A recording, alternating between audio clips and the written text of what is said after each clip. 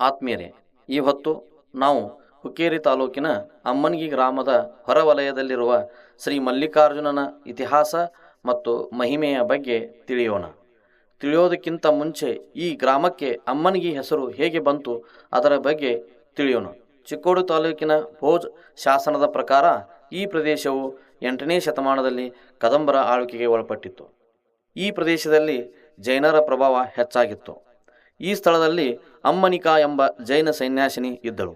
ಅವಳು ಇಲ್ಲೇ ಸಲ್ಲೇಖನ ವ್ರತ ಕೈಗೊಂಡು ಮರಣ ಹೊಂದಿದಳು. ಅಂದಿನಿಂದ 12ನೇ ಶತಮಾನದವರೆಗೆ ಈ ಸ್ಥಳಕ್ಕೆ ಅಮ್ಮನಿಕಾ ಎಂಬ ಹೆಸರು ಬಂತು.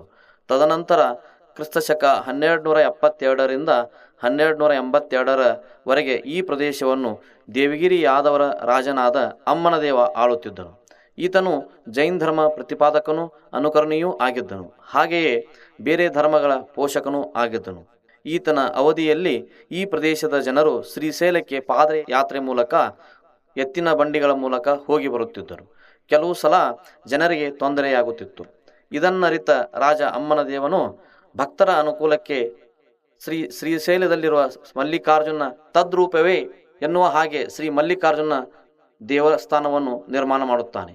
ಕಾಲಾಂತರದಲ್ಲಿ ಕ್ರಿಸ್ತಶಕ 1282ರಲ್ಲಿ ಸಲ್ಲೇಖನ ವ್ರತ ಕೈಗೊಂಡು ಜನೇಕನಾಗುತ್ತಾನೆ. ಅವನ ನಿಧನದ ನಂತರ ಈ ಗ್ರಾಮಕ್ಕೆ ಅಮ್ಮನಿಕಾ ಹೋಗಿ ಅಮ್ಮನದೇವ ಅಮ್ಮನಿಗಿ ಆಯಿತು ಎಂದು ಕೆಲವು ಇತಿಹಾಸಕಾರರು ದಾಖಲೆಗಳು ಹೇಳುತ್ತವೆ. ಈ ದೇವಸ್ಥಾನದ ಜಾತ್ರೆಯು 5 ದಿನಗಳವರೆಗೆ ನಡೆಯುತ್ತದೆ.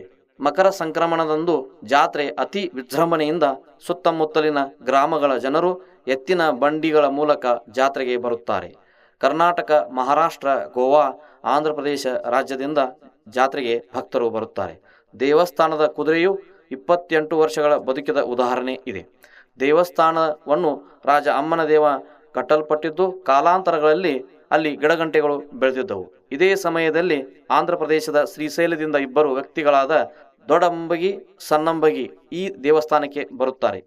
ಈ ಪ್ರದೇಶಕ್ಕೆ ಆಕಳು ಮೇಯಿಸಲು ಬಂದಾಗ ಇಲ್ಲಿ ವಾಸವಾಗಿದ್ದರು.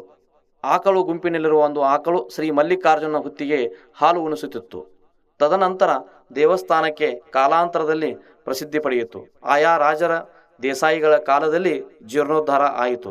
ಈ ದೇವಸ್ಥಾನಕ್ಕೆ ಒಂಟುಮುರಿ ದೇಸಾಯಿಯವರು 170 ಎಕರೆ ಜಮೀನನ್ನು ನೀಡಿರುತ್ತಾರೆ. ದೇವಸ್ಥಾನದ ಆವರಣದಲ್ಲಿ ತೀರ್ಥಕೊಂಡ ಎಂಬ 5 ಅಡಿ ಆಳಕ್ಕೆ ಇದ್ದು ಯಡೂರು ವೀರಭದ್ರನ ಗರ್ಭಗುಡಿಯ ಒಳಗೆ ಕೃಷ್ಣಾ ನದಿ ಪ್ರವಾಹ ಬಂದಾಗ ಅಲ್ಲಿಯೇ ನೀರು ಇಲ್ಲಿ ಉದ್ಭವವಾಗುತ್ತದೆ.